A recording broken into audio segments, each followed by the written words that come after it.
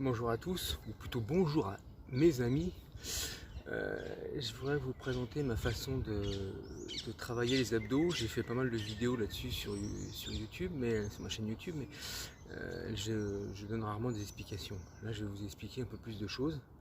Si vous voulez voir ma vidéo précédente qui explique pourquoi il est plus intéressant de... Bonjour toi, c'est un chien. S'il est plus intéressant de travailler avec les mains en point mobile et non pas les pieds, vous pouvez la voir, c'est très simple, l'explication elle est facile, c'est que tout simplement il y a plus de poids sur les mains que sur les pieds, donc on bouge plus de choses, voilà. Il m'aime bien, hein. Oh là là là, elle aime bien, ben voilà, je comprends mieux là, voilà. Ouais, montre-toi, viens, non, bon, c'est un dalmatien. Donc voilà, alors comment je fais ces abdominaux?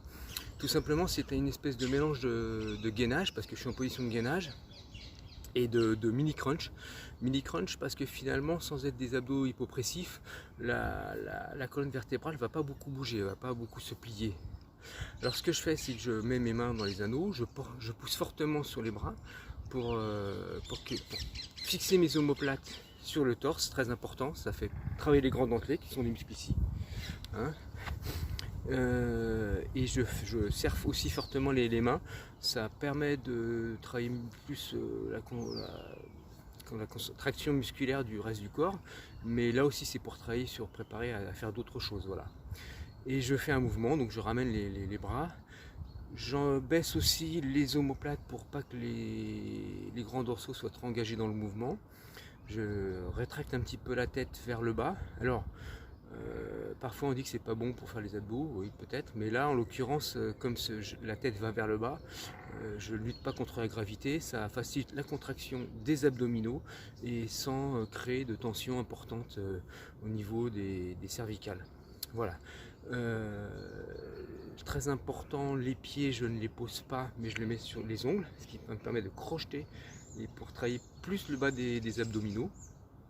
Si je monte plus la hanche, ça me permet de travailler aussi, plus le bas des abdominaux. Alors ce qui va travailler aussi, ce sont les fléchisseurs de hanche. C'est super important, surtout que si je le fais sur une seule jambe, le fléchisseur, notamment l'équilibreur de la hanche, je crois que c'est le moyen ou le petit fessier, je sais plus, va être très utilisé, ce qui est super intéressant parce que l'équilibre c'est quand même quelque chose d'assez important, surtout en vieillissant.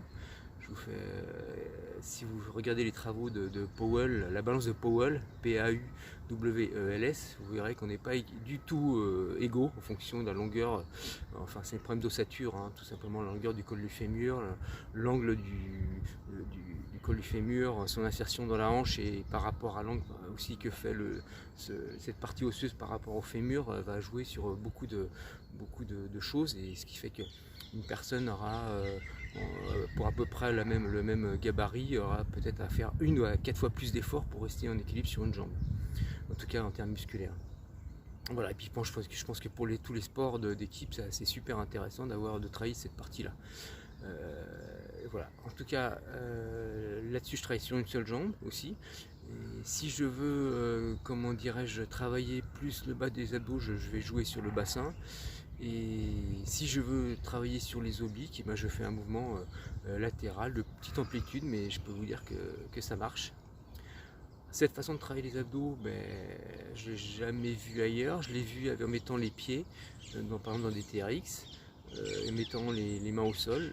Par contre, je trouve celle-là plus intéressante, même si elle n'est pas du tout faite pour les débutants. Vous ne lancez pas là-dedans, si vous êtes débutant, il faut quand même avoir un minimum d'abdos. Maintenant, une petite démonstration. Voilà. Les pieds sont pas posés, c'est les pointes. Je force la position, bras tendus, les dentelés sont engagés.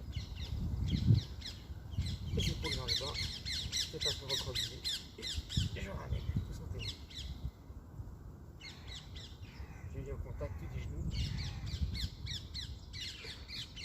sur une seule jambe.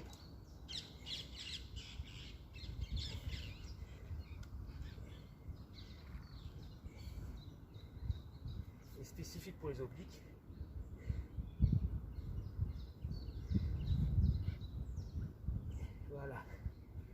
bien sûr, on peut s'amuser à rajouter une pompe.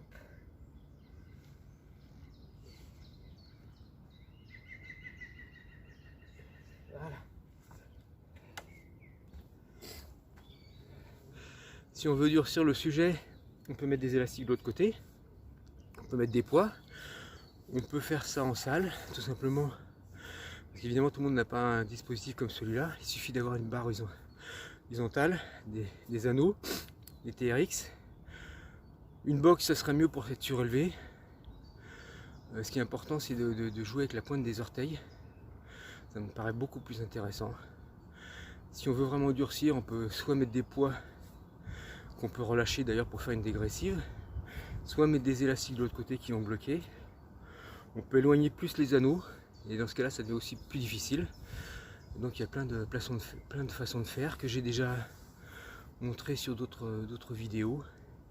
On peut aussi mettre une sangle qui bloquerait le mouvement. Donc on engage très fort le mouvement, les sangles viennent bloquer les anneaux. Il suffit alors de les relâcher parce que les sangles on les tiendra dans les mains plutôt que les bloquer, les fixer sur les anneaux. Ça me semble intéressant notamment pour les sports d'affrontement où un adversaire viendrait vous gêner dans votre mouvement. Et là du coup on ferait une isométrique courte mais très intense. Voilà, enfin voilà. Si ça vous amuse d'essayer. Bon, comme je vous l'ai dit, c'est pas pour les débutants, donc vous ne lancez pas là-dedans si vous n'avez pas d'équilibre, si vous n'avez pas d'abdos. Sinon vous risquez d'avoir de mauvaises surprises. Allez, bonne journée à tous.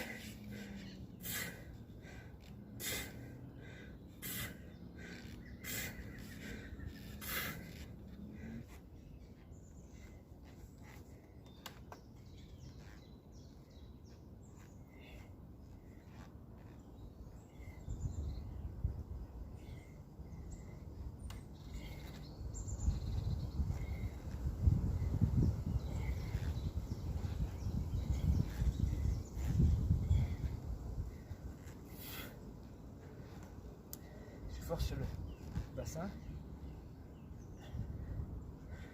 et je finis de manger.